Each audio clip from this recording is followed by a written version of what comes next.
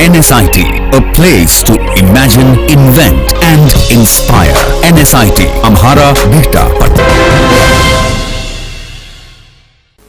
नमस्कार, city post live के इस खास चुनावी पेशकश में आपका स्वागत है। मैं हूं श्रीकांत प्रत्युष। आपको पता है कि छठे चरण के लिए कल वोट डाले जाने हैं। 5 चरणों के चुनाव संपन्न हो चुके हैं और मुकाबला हर सीटों पर कांटे का है। कौन कितनी सीटों पर जीत हासिल कर पाएगा कह पाना बड़ा मुश्किल है, लेकिन एनडीए अभी आगे दिख रहा है।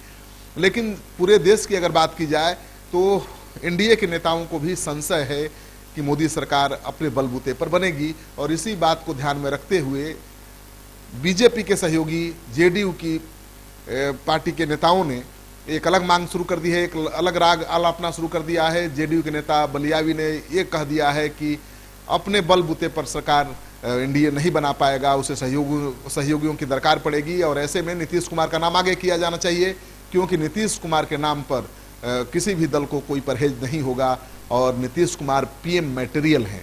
यानी जेडीयू के नेताओं ने अभी से नीतीश कुमार को पीएम की रेस में लगाने के लिए जोर लगा दिया है। अब इसको लेकर जेडीयू और बीजेपी के अंदर बवाल मच गया है। अभी तक जेडीयू के किसी नेता ने सफाई नहीं दी है, लेकिन विपक्ष ने इसको सबसे बड़ा मुद्दा बना लिया है और तेजस्वी यादव जो प्रतिपक्ष के नेता हैं उन्होंने कहा है कि देखिए, बीजेपी को पता चल गया, उसके सहयोगी दलों को पता चल गया है कि अब अपने बलबूते पर सरकार बनने वाली नहीं है और अभी से पीएम पद के लिए मारामारी मच गई है। तो तेजस्वी आरोप लगा रहे हैं कि जिस नीतीश कुमार ने महागठबंधन के पीठ पर चाकू भोंका, अब वो सीएम बनने के लायक भी नहीं है, लेकिन उनकी पार्टी के नेता उनको पीएम मटेरियल बताकर उनकी इज्जत बचाने में लगे हुए हैं, उनका चेहरा चमकाने में लगे हुए हैं।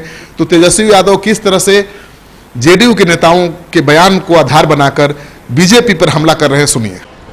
तो जब एक दूसरे को संदेह और शक की नज़र से भाजपा और नीतीश कुमार देखने का काम कर रहे हैं, तो बताएं जनता के बीच, बताइए, या मंदिर में चले जाए शपथ ले लें। शपथ ये ले लें कि एक दूसरे के पीठ पे ही छुरा नहीं भोंकेंगे। शपथ ये ले लें मंदिर में जा कर के कि जनादेश का अपमान फिर से नहीं करेंगे। नीतीश कुमार जी स्वार्थी आदमी हैं और बीजेपी भी है। अब डीएनए का गाली देती थी, अभी मैच हो गया। एक वो बोलते थे बड़का झूठा पार्टी, अभी स्वार्थ की राजनीति हो रही है और एक दूसरे को शक की निगाह से ये लोग देख रहे हैं। इतना ही नहीं, केसी त्यागी ने एक और बड़ी बात कर दी है। उन्होंने जीएसटी और नोटबंदी को लेकर बड़ा सवाल उठा दिया है। सिटी पोस्ट लाइव से खास बातचीत में दिल्ली में केसी त्यागी ने कहा था कि नोटबंदी का जो फायदा मिलना चाहिए वो देश की जनता को नहीं मिला, परेशानी लोगों को ज़्यादा हुई और जीएसटी से छोटे कारोबारियों का नुकसान हुआ है, वो काफ़ी परेशान हैं, आहत हैं और इसका असर चुनाव पर भी पड़ सकता है। तो केसी त्यागी ने जीएसटी और नोटबंदी को लेकर एक बहुत ही बड़ा बयान दे दिया है जो बीजेपी के खिलाफ है, मोदी सरकार के खिलाफ है और इससे लगता है कि जो बीजेपी के सहयोगी दल हैं उनको नहीं लगता है कि मोदी बहुमत की सरकार बना पाएंगे और इसीलिए दबाव बनाने की रणनीति के तहत जेडीयू के नेताओं ने इस तरह के बयान देने शुरू कर दिए हैं। अब सुनिए केसी त्यागी नोटबंदी और जीएसटी पर क्या कह रहे हैं। एक निराशा का भाव अब से 2 महीने पहले था।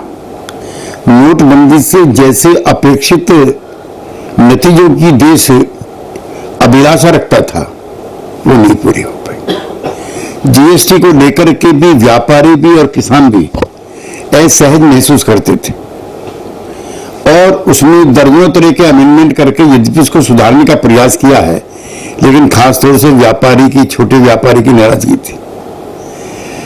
बेरोजगारी में जिस तरह की इच्छा अपेक्षाएं नौजवानों ने रखी थी, चूंकि एक चीज ध्यान रखिए, मोदी जी ने जाने अनजाने में एक्सपेक्टेशंस का ग्राफ बहुत ऊंचा कर दिया था।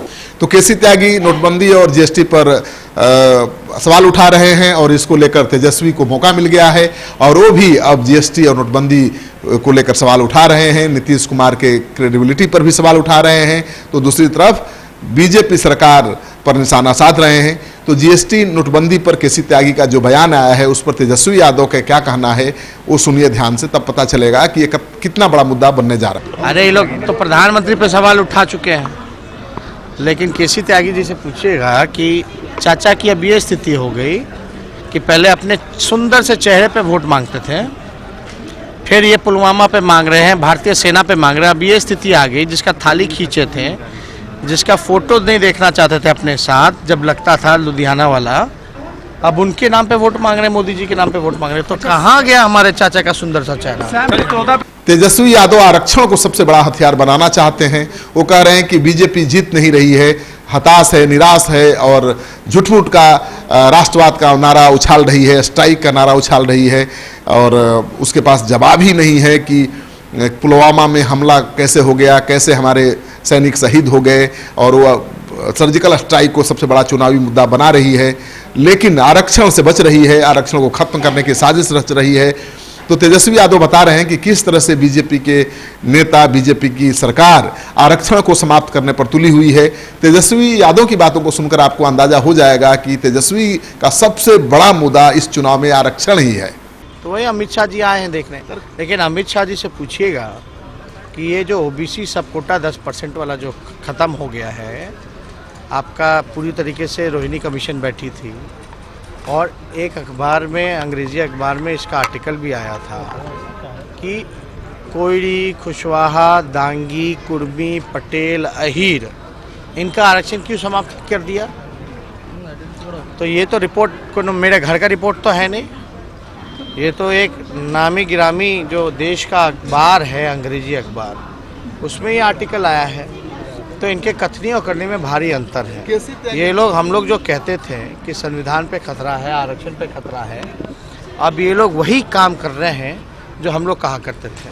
लोग हम लोगों से सबूत मांगते थे। अब देख लें, अमित शाह आए हैं तो इसको जस्टिफाई करें, क्लियर करें कि क्या मैटर है, और अमित शाह समझ जाए अगर हल्का सा भी अगर हमारे आरक्षण पे खतरा आएगा तो अंजाम बुरा होगा। आरक्षण को लेकर तो बीजेपी सरकार की घेराबंदी करते ही रहे हैं, अब जेडीयू के नेताओं के बयान को लेकर भी बीजेपी पर निशाना साधने लगे हैं।